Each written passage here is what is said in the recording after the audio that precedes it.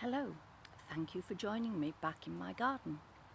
A garden that I've spent very pleasant, I nearly said morning, but it's actually 4:15, so a good chunk of the day tending to it. I enjoy doing that. I find it very therapeutic. I can't lie though, there are bits that I don't like. Especially bits up a ladder, because I'm not very good up a ladder. I'm not to be trusted. And I have a friend who would be really angry if he knew I'd even tried to go up a ladder, because he's made me promise not to. I struggle with vertigo, and if I'm up a ladder with my head tipped back, ooh, the world can start spinning. And that's not a good place to be. So, shh, don't tell him, and I won't. So, lies. I'm not very good at telling lies. And I actually see that as a plus. Okay, white lies if you are hiding something, a surprise, a present, a surprise trip out, something like that.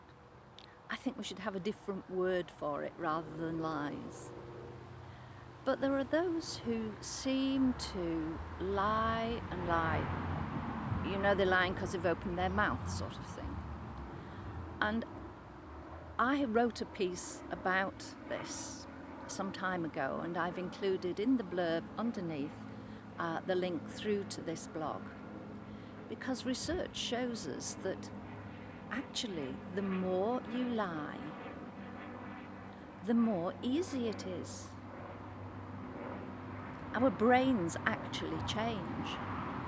So I can think of quite a few people whose brains must have gone through quite a significant transformation, because they seem to lie with regular monotony.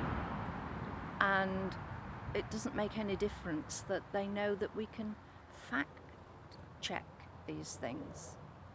And I know that's something that I do quite regularly. Think, no, it's not right. And it's usually not. But sometimes we're faced with questions and we're not sure whether to answer them truthfully or with a lie. I had an example of this some years ago. I went to see, can't remember if it was a psychologist or a psychiatrist, one or t'other at the local hospital. And he started asking questions about my childhood. So I thought, oh, right, okay, I know where you're coming from. And he said, what were your parents like with you? I said, my parents were very, very supportive. Oh, they wrapped you in cotton wool. I said, no, I did not say that. That's an entirely different thing. Well, what were you saying? I said, well, they encouraged me to do things, to try new things. Oh, so they were pushy parents, they pushed you. For goodness sake, no, I didn't say that. They nurtured me, they encouraged me. They pointed out what would be the benefits of trying these new things, and then supported me all the way through. And he obviously wasn't having any of this. And I wasn't either, and I started counting the tiles on the wall behind him. And he said, would you like to share what you're thinking about? So I said, do you really want to know? Yes, I do. So I thought, right, I either tell him a porky and say, oh, well, maybe they were a bit pushy, maybe they were a bit too cotton woolly. But I thought, no, I will tell him what I was thinking. And I looked him in the eye. I said, I was thinking what a pompous little pillock you are. I got up and with great elegance managed not to trip on the way out.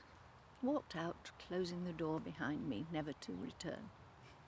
So sometimes be careful with the questions that you ask. You might not get the answer that you want. Does my bum look big in this? Your friend might say, actually, yes, it does. You need to lose some weight, or you need to wear something a bit different. Maybe somebody else would say, no, it looks absolutely fine. Down to you to decide what's a truth and what's a lie. So thank you for spending this time with me. Look forward to sharing your company again tomorrow. And if you wouldn't mind sharing what I've had to say, maybe clicking that subscribe button. Doesn't cost anything. It would be very much appreciated. So take the very best care of yourself that you can. Cheerio for now. Bye.